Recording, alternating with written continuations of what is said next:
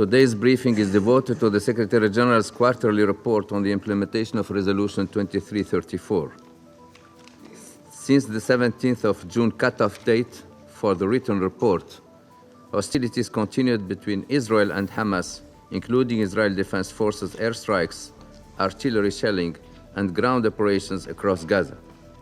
The devastating human toll is mounting. According to the Gaza Ministry of Health, the total number of Palestinian fatalities since the 7th of October 2023 reached over 56,500, with 1,068 fatalities since 17th of June, an average of 82 per day. On 19th of June, Israeli forces reportedly struck 3 houses in Jabalia, killing at least 14 people from the same family, including 2 children and 1 woman. On 20th of June, 12 people, including 4 women, were reportedly killed when the IDF struck a residential building in Deir al-Balah.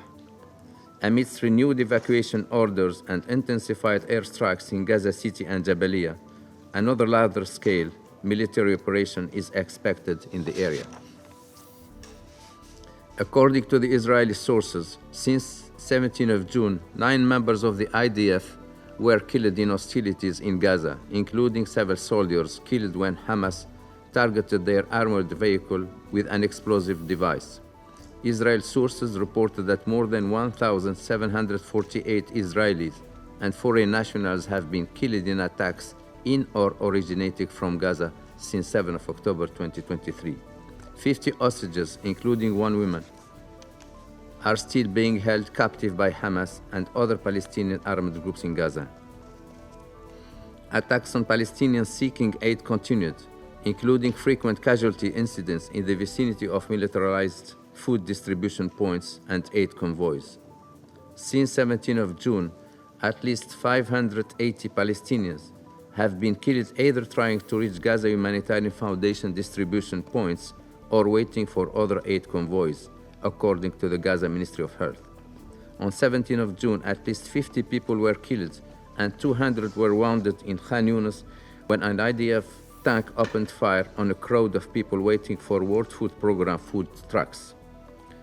On 24th of June, IDF troops reportedly opened fire near Gaza Humanitarian Foundation sites north of Al Bureish camp and northwest Rafah, killing 49 Palestinians and injuring 197 others. In the occupied West Bank, Israeli security forces continued operations in the northern part of the occupied West Bank. On 25th of June, a 15-year-old Palestinian was killed during an Israeli operation in Al Yamoun, west of Jenin.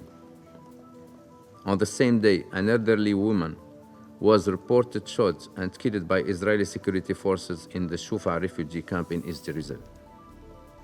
Attacks by Israeli settlers in the occupied West Bank have intensified in recent days. On 19th of June, armed Israeli settlers, in the presence of Israeli forces, reportedly opened fire on Palestinians in the town of Surif, northwest of Hebron, killing 1 and injuring 7 others. On 25th of June, 3 Palestinians were killed during an assault on Kafr Malik, including arson, by Israeli settlers in the presence of the ISF. The following day, Israeli security forces dismantled the nearby Baal Adzor settlement outposts, leading to repeated clashes with settlers over several days. According to Israeli security forces, settlers threw stones at and assaulted Israeli soldiers, and on 27 June, Israeli security forces said settlers attempted to ram a military vehicle and threw stones, with ISF using live ammunition in response and possibly leading to the injury of a 14-year-old Israeli boy. Madam President, allow me to highlight some of the Secretary General's observations regarding the implementation of Security Council Resolution 2334 during the reporting period. The Secretary General once again strongly condemns the horrific attacks by Hamas and other Palestinian armed groups in Israel on 7 October 2023 and their continued holding of hostages in horrific conditions. Nothing can justify these acts of terror. We remain appalled that hostages may be subjected to ongoing ill treatment and that the bodies of hostages continue to be withheld. The Secretary General also unequivocally condemns the widespread killing and injury of civilians in Gaza, including children and women, and the destruction of homes, schools, hospitals, and mosques. The level of suffering and brutality in Gaza is unbearable.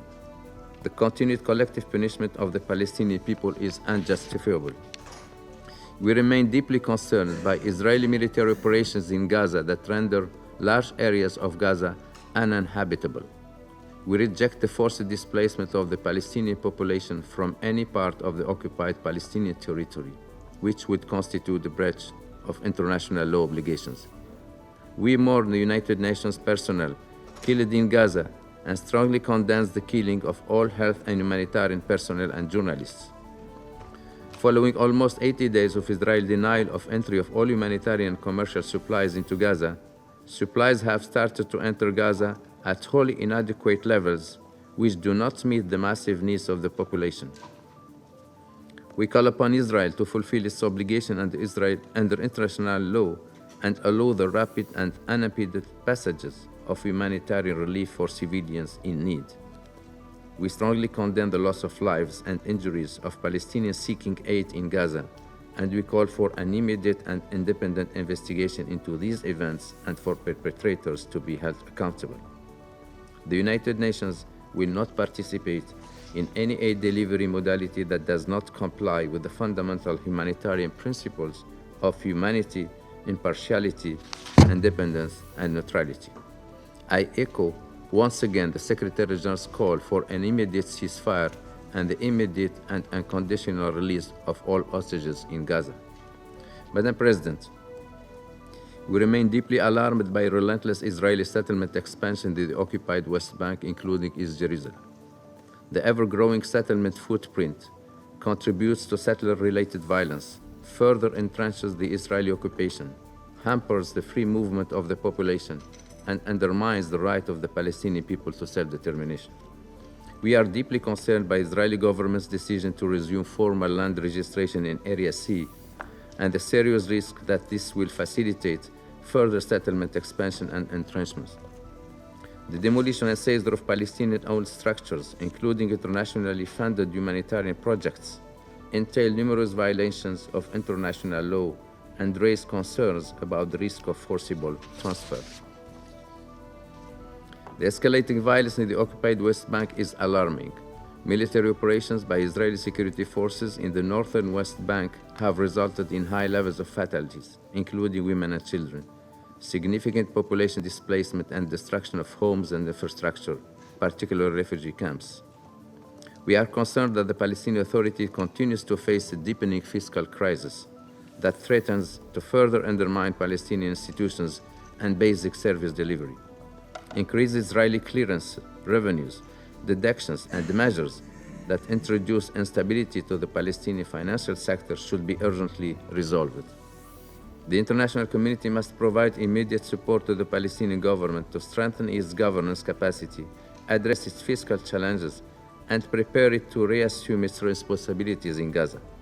This will require the establishment of political and security frameworks that can relieve the humanitarian catastrophe, start early recovery and reconstruction, address Israel's legitimate security concerns, and lay the groundwork for a political process to end the occupation and establish a viable two-state solution. We welcome reform steps undertaken by the Palestinian Authority, including the appointment of a Vice President of Palestine, and encourage continued reforms, urging international partners to support these efforts. We regret the need to suspend the high-level international conference for the peaceful settlement of the question of Palestine and the implementation of the two-state solution, and welcome the continued commitment of the co-chairs, France and the Kingdom of Saudi Arabia, to convene the conference as soon as possible. Madam President, allow me also a brief comment regarding the recent military escalation between Iran and Israel, which the Council has discussed in the past days. I reiterate the Secretary General's condemnation of the tragic and unnecessary loss of lives and injuries to civilians and damages to homes and critical civilian infrastructure. The Middle East region has been devastated by conflict and cannot withstand yet another major escalation. We welcome the 24 June ceasefire agreement announced by President Trump and commend the efforts of the United States in coordination with Qatar to end the hostilities. We hope that this ceasefire can be replicated in the other conflicts in the region. Nowhere is this more needed than in Gaza. Thank you.